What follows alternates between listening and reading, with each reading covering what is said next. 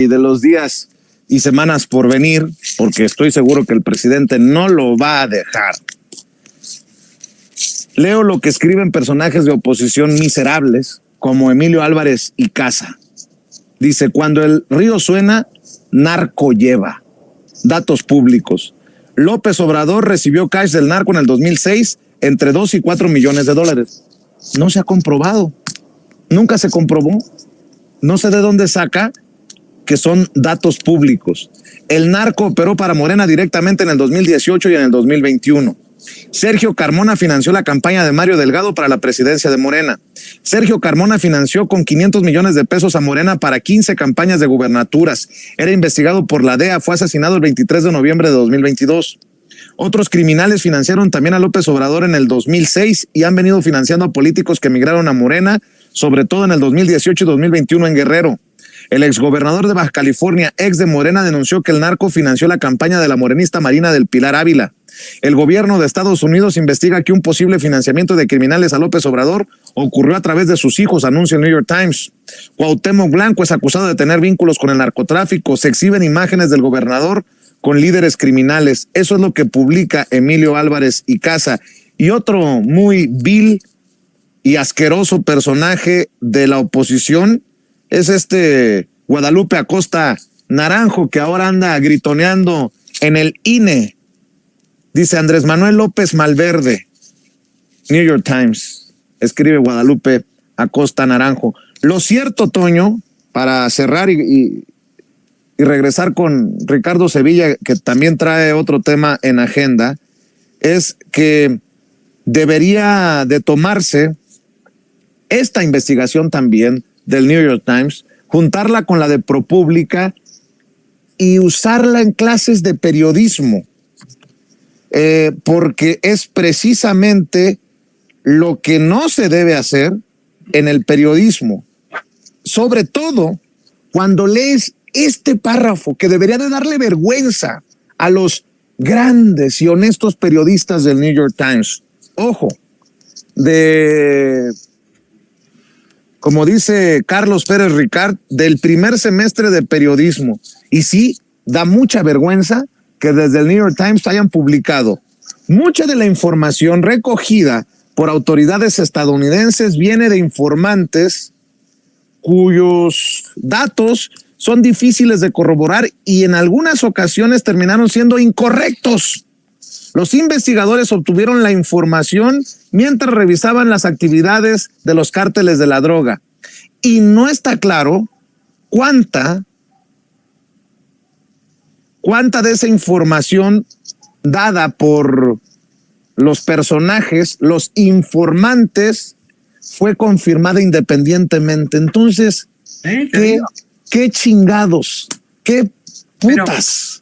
Pero fíjate, Vicente, y así como lo adelantaba hoy en la mañana el presidente López Obrador ante las preguntas de Natalie Gitroif, aún así, a pesar de estas aclaraciones previas, se lanzaron con acusaciones que no pueden sustentar. Hay otra parte en este artículo infame en la que se habla de cómo es que un informante de estos informantes que nunca se pudieron corroborar dijo que a uno de los principales allegados el presidente López Obrador se había reunido con Ismael Zambada García, ¿no? Por ejemplo, después de la elección en 2018, que otro habría pagado 4 millones a dos, ¿cómo se dice? Aliados del presidente López Obrador, buscando que los sacaran de prisión, ¿no? Imagínate. Pero esto solamente con habladas de estos informantes que ellos mismos en el artículo advierten no pueden comprobar. Y hay otro, dice, investigators obtain information from a third source, una tercera fuente. Los investigadores obtuvieron información de una tercera fuente, sugiriendo que los carteles de la droga, estaban en posesión de videos de los hijos del presidente obtuviendo dinero de la droga, según los archivos que ellos tienen, ¿no? Insisto, son puras habladas. Son circunstancias que no se pueden comprar, pero para nada con el rigor periodístico. Lo único que ponen ahí es que efectivamente el señor López Obrador negó todas las acusaciones hechas por los informantes, pero continúan con esto y meten el caso más infame de todos, del que nos tendríamos que burlar todos los mexicanos, ¿no? En primer lugar, dicen que los oficiales de seguridad en Estados Unidos, independientemente, revisaron los pagos que ellos creían venían de operativos del cártel a intermediarios para las campañas de López Obrador, según dos personas familiares con esta alegación, este alegato, ¿no?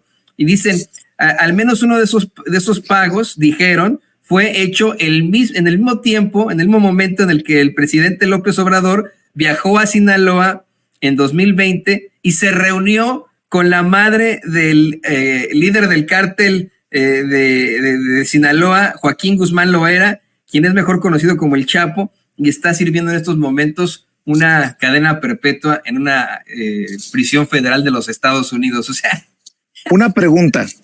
Adelante. Una pregunta, porque esto también tiene que ver con una conferencia de prensa que dio Carlos Slim hace unos días, diciendo que no iba a opinar mucho hasta que no dejara el puesto Andrés Manuel López Obrador sobre el rumbo del país.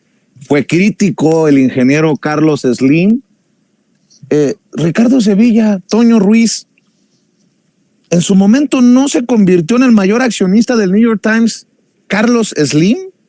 Recuerdo por allá, ¿qué fue? En 2015, que Carlos Slim se había convertido en el mayor accionista del New York Times, algo así que compró cerca del 17% del capital del New York Times, ¿no?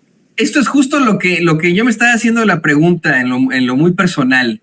El New York Times le pertenece a varias personas, son varios los personajes que están detrás del New York Times, pero efectivamente uno de sus principales accionistas, holders, es Carlos Slim. Y obviamente, mira, hay otra cosa que quería decir, que es clara y que es muy importante que podamos señalar. El New York Times ha incurrido en este tipo de circunstancias históricamente. Es un diario que tiene pues más de 100 años en circulación. Y ahora al leer la biografía de Pancho Villa, que es un ladrillote de Paco Ignacio Taibo II, me he encontrado con varios señalamientos en los que el New York Times inventaba una serie de fake news, de noticias falsas, en aquel entonces sobre Pancho Villa. Llegaron incluso a decir en el New York Times que Pancho Villa había sido asesinado en determinado momento y tuvo Pancho Villa que mandar telegramas y me parece que hasta fotos para demostrar que estaba vivo.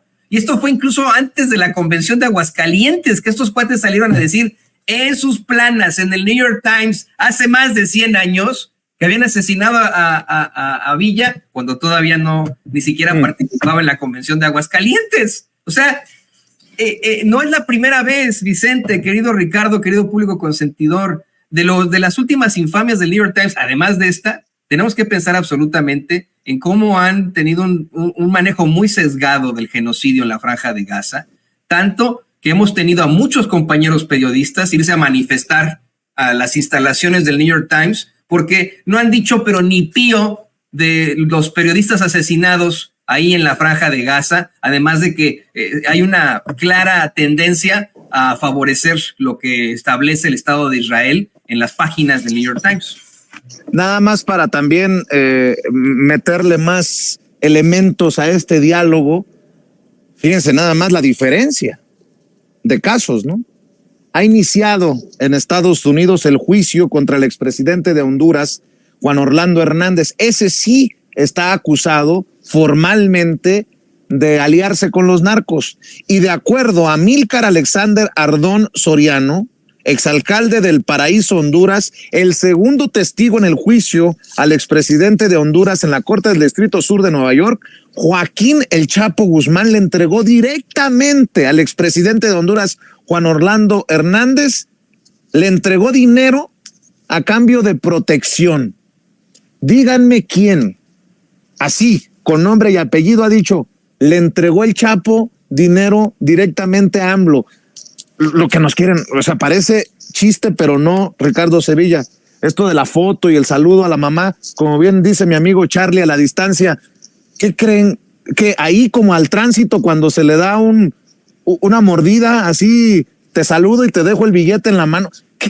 Como que, a ver, ¿qué pedo? O sea, parece chiste, pero no es, Ricardo Sevilla. Y para también aderezar la plática, lo que escribe la admirada Violeta Vázquez Rojas, dice: el propósito detrás de los pseudo reportajes del New York Times, de ProPublica, de la Deutsche Welle y el inflado hashtag, ya saben cuál, el del narcopresidente, es el de sembrar desánimo, golpear la figura del presidente en su recta final para que pase a la historia como uno más, igual que todos, y no como el gigante político que es. Eso, por supuesto, incide en el ánimo electoral y sin duda va dirigido también a ello, pero casualmente no atacan a la candidata sino al presidente en un último intento de deslegitimar el enorme cambio político que fue capaz de lograr y dejarnos la cantaleta de todos son iguales. Lo que hemos dicho también con otras palabras, quieren calderonizar a López Obrador a como dé lugar.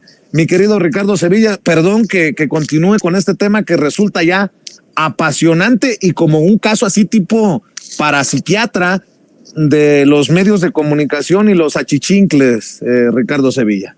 Sí, es muy importante seguirlo comentando porque en efecto coincido plenamente con este posicionamiento, esta mirada. Hay esta intención de la oposición de golpear la figura del presidente López Obrador y concretamente de su gobierno para que en efecto pase a la historia como un personaje similar a Calderón, a Peña Nieto, etcétera. Pero eso no va a poder conseguirse porque está la memoria histórica, está el periodismo de datos duros que ha acompañado a lo largo de este sexenio los cambios que ha realizado el presidente López Obrador y su gobierno. No hay manera de que estos personajes manipulen la información. Ya no. Y mucho menos con este tipo de cosas. Fíjate, me gustaría retomar lo de Carlos Slim, porque Carlos Slim todavía tiene las manos metidas en el New York Times. Hay dos tipos de acciones.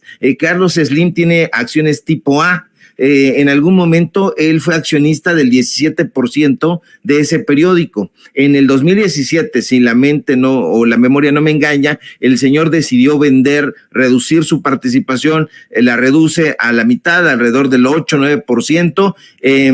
Sin embargo, dicen que él no tiene posibilidades de dirigir digamos la parte editorial. Sin embargo, por congruencia, el señor Carlos Slim, por la amistad que dice tener con el presidente López Obrador, al ver este tipo de cosas, tendría que tener un posicionamiento. Yo me pregunto, ¿por qué Carlos Slim no quiere hablar en este momento sobre el trabajo que ha realizado el presidente López Obrador? ¿Por qué se tiene que esperar a que termine el sexenio? ¿Por qué demonios? ¿Acaso tiene que hacerle una crítica que en este momento no sería capaz de hacerla? ¿Por qué? Porque tiene intereses también que preservar. Yo no me fío y nunca me he fiado ni me fiaré jamás de Carlos Slim. Lo digo con todas sus letras. Ahí disiento también con el presidente López Obrador. Creo que Carlos Slim no es ni remotamente un personaje confiable. Es un sujeto que se quedó con Teléfonos de México cuando así se llamaba y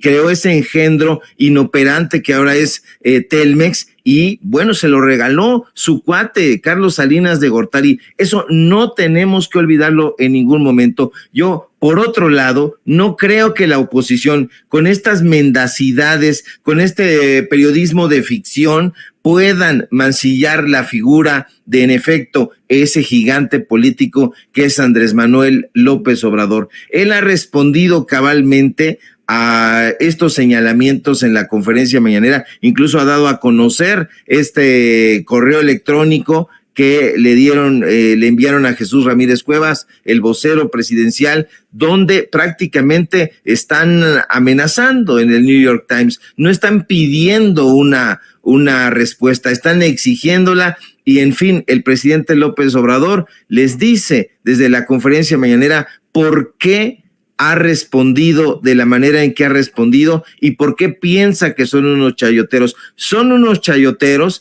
estos personajes que nosotros tenemos en el periodismo de derecha mexicano, son los emuladores de esos chayoteros que son en el New York Times, porque en el New York Times hay chayote, por supuesto que lo hay. Dejémonos de tonterías y de pensar que porque son extranjeros, que porque son estadounidenses, no son corruptos. Son corruptos hasta las heces fecales. Que no se nos olvide que provienen de una genealogía de piratas, y los piratas siempre fueron tramposos. Entonces, no porque sean los personajes que ganaron el Pulitzer o lo compartieron, son personajes que no van a mentir. Por favor, quitémonos de ese tipo de ridiculeces y apeguémonos siempre a los datos duros que exige el periodismo de investigación. Si tienen pruebas, que se dejen de tonterías y que las muestren. Si tienen los audios, si tienen las imágenes, si tienen los documentos, si tienen las maletas y los belices o los camiones donde efectivamente está recibiéndose ese dinero, pues que lo den a conocer. Y ya, es que dice un testigo protegido